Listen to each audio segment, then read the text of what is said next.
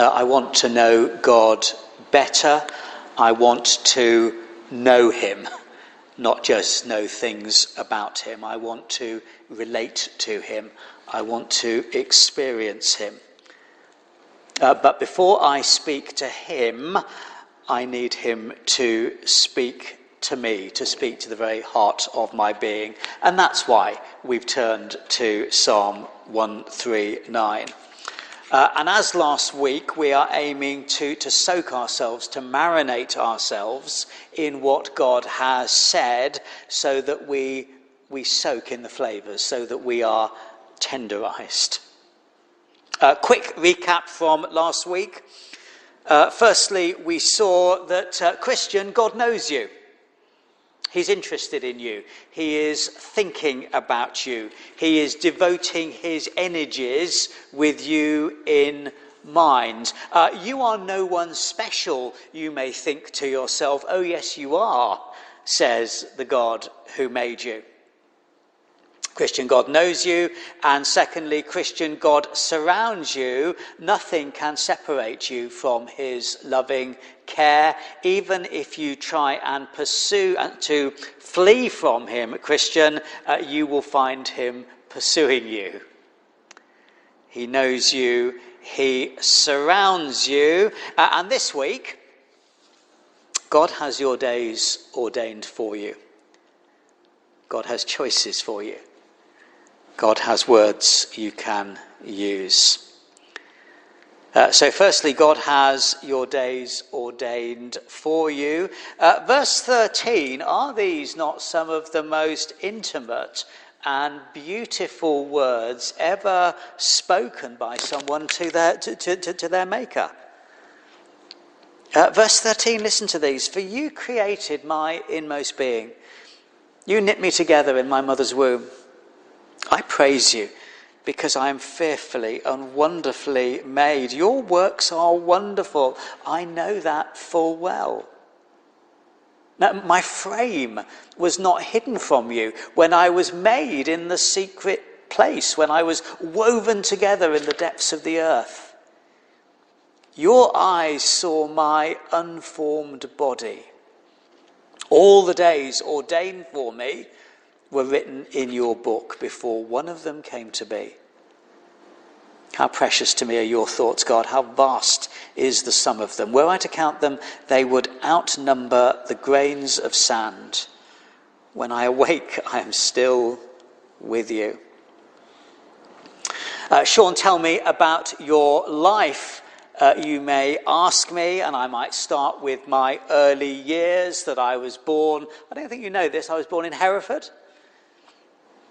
But my beginning wasn't what my birth certificate says. My birth certificate says that my beginning was Hereford General Hospital. No, my beginning wasn't Hereford General Hospital. My beginning wasn't even in my mother's womb. My beginning, verse 16, the psalmist says to God, I can say to God, you can say to God, verse 16, your eyes saw my unformed body. All the days ordained for me were written in your book before one of them came to be. Your unformed body, your embryo. Please be astonished here. God simply didn't look into the future and see your little embryo. No, he planned it. He made it happen. He, his word, not mine, he ordained it. Your body, he wove together. Your inmost being, your personhood, a word not much in fashion these days, your soul, he knit together. What does that tell you about yourself? Verse 14, fearfully and wonderfully, and by implication, individually and uniquely made. Sarah loves jigsaws, and there is pretty much always a half-completed million-piece jigsaw sitting on the coffee table in the lounge?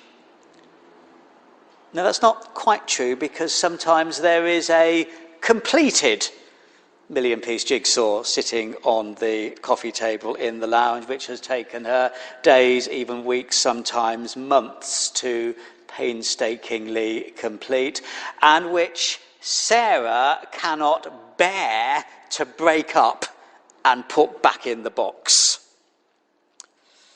Does it drive me? No, it doesn't drive me mad. In fact, there was one jigsaw, this huge, great thing. I don't know how many pieces it was. It took her months, and then it sat there for months, and I wasn't allowed to go anywhere near it.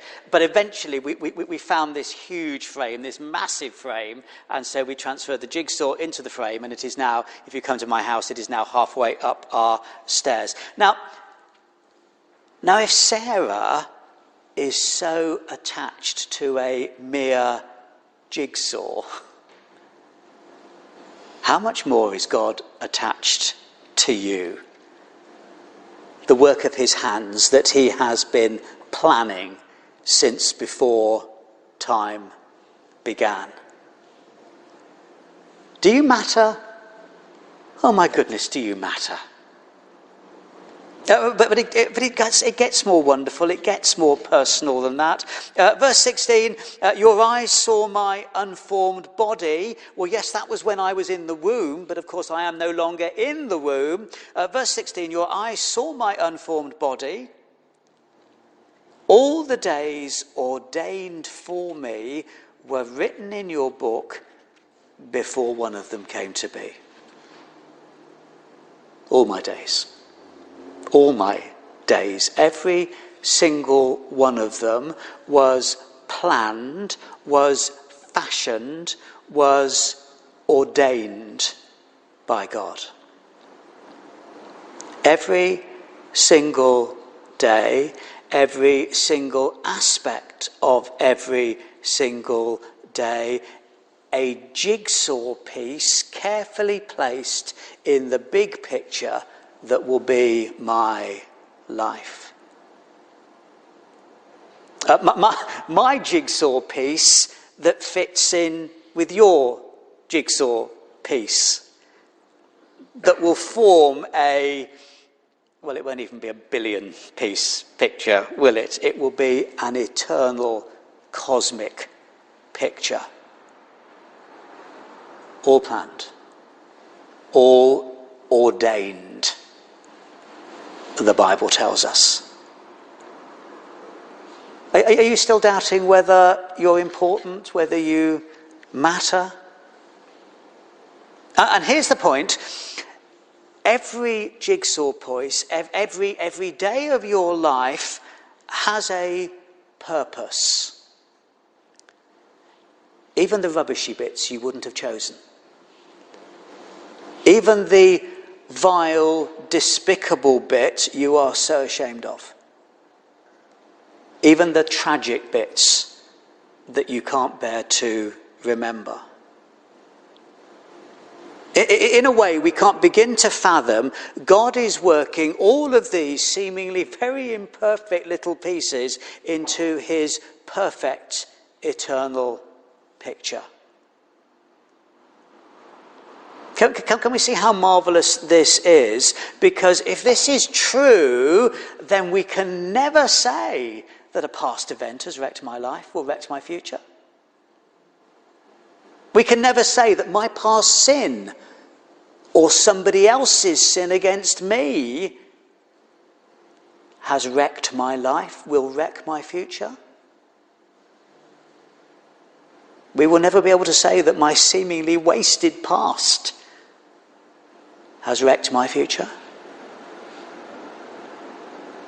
No, I am who I am today. I am where I am today, not because of chance, not ultimately because of my bad choices or other people's bad choices, but because my God has been carefully piecing the days of my life into a picture that will one day be his perfect and complete work. And tomorrow, Your tomorrow might catch you out, but it will not catch God out. Is that merely because he can see into the future? No, that's not the reason. No, it will not catch him out because it will happen just as he has ordained. His Bible tells us God knows you, God surrounds you, God has your days ordained for you. Now, we need to be careful here because it is possible to take that truth and turn it into an untruth. It's possible to go on to say, well, my future is all ordained, I therefore have no choice, I have no responsibility. And in the non-Christian world, it becomes fatalistic. It becomes a, well, whatever will be mentality. No, that is not to be our thinking, because we know we do have choices, and those choices matter. Trivial example, but a real example. In a few minutes after the service, you will, as you mingle after church, you will have the choice to speak to someone or not to speak to someone. And when you speak to someone, you'll have the choice to encourage or to discourage, to help or hinder. And that's just the beginning of the huge number of choices that you and I will make this very day. We make choices. Those choices matter. And suddenly and unexpectedly, the psalmist turns his thoughts to choices that people make. Verse 19, if only you, God, would slay the wicked. Away from me, you are bloodthirsty. They speak of you with evil intent. Your adversaries misuse your name. Do I not hate those who hate you, Lord, and abhor those who are in rebellion against you? I have nothing but hatred for them. I count them my enemies. These are start verses, aren't they? These unexpected verses. Verses reminding us, though, that in this world there is everything we see on the 10 o'clock news. Those intent on war, the wicked, those who trample on others, those who have no regard for God. Who are they? They are people who have made choices. Choices that matter. God knows me, God surrounds me, God has my days ordained for me, but God has good choices for me to make. This side of heaven, it is possible to make wrong choices, desperately wrong choices. But behind every choice, ultimately, there is only one choice. Am I with God or am I against him?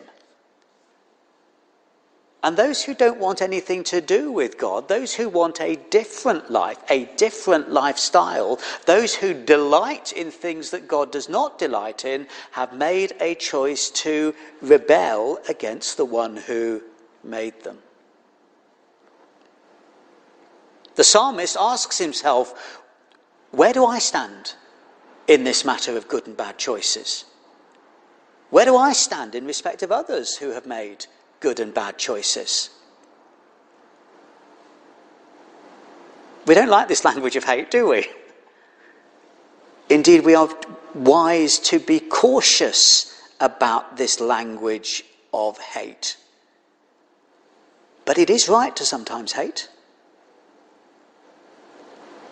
Pat Woodward produces an email prayer sheet for us. If you'd like to receive it, just let us know.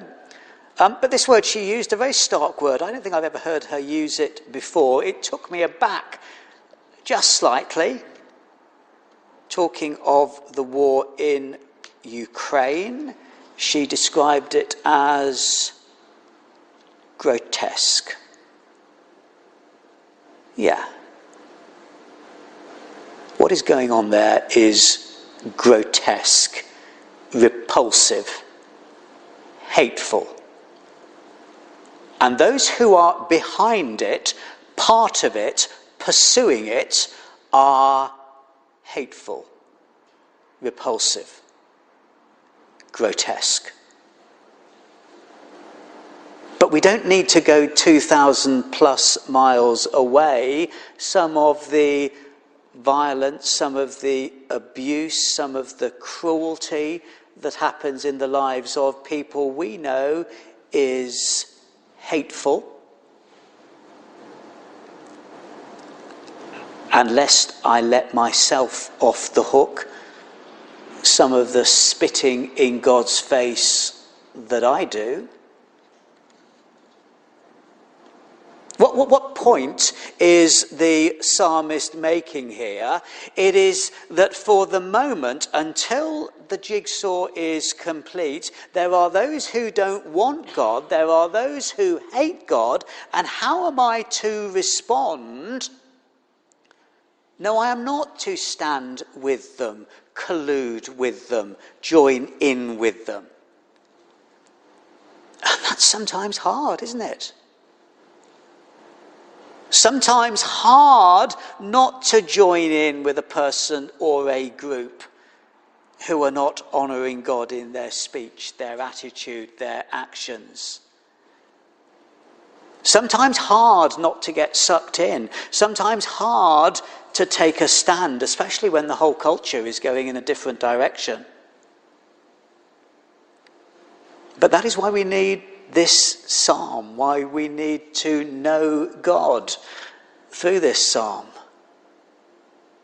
Why you need to know that in the midst of some of the wrong you see, encounter, are tempted to join in with in our world, in our society, in our workplaces, in our homes, in our friendship groups, you need to know that God knows you, God surrounds you, God has days ordained for you, and that God has good choices for you to make.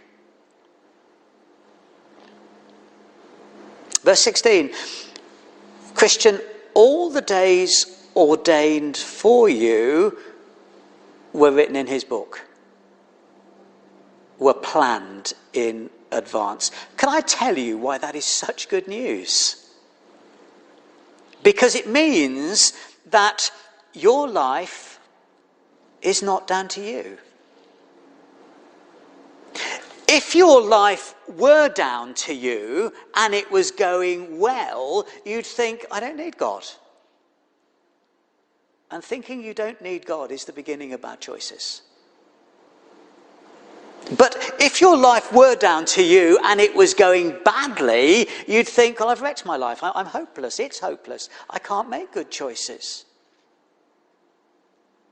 But no, when you see the glory of this truth, God has ordained your days for you, then you have every reason to put your confidence in God, every reason to gain your confidence from God, and every reason to believe that everything that has happened and will happen, even your own very bad choices, will be used for his good purposes. Christian, God knows you. God surrounds you. God has your days ordained for you. God has good choices for you to make. And my last point, God has great words for you to use. Psalm 23, verse 23. Verse 23. Search me, God, and know my heart. Test me and know my anxious thoughts. See if there is any offensive way in me, and lead me in the way everlasting. Search me, God, and know my heart, I cry.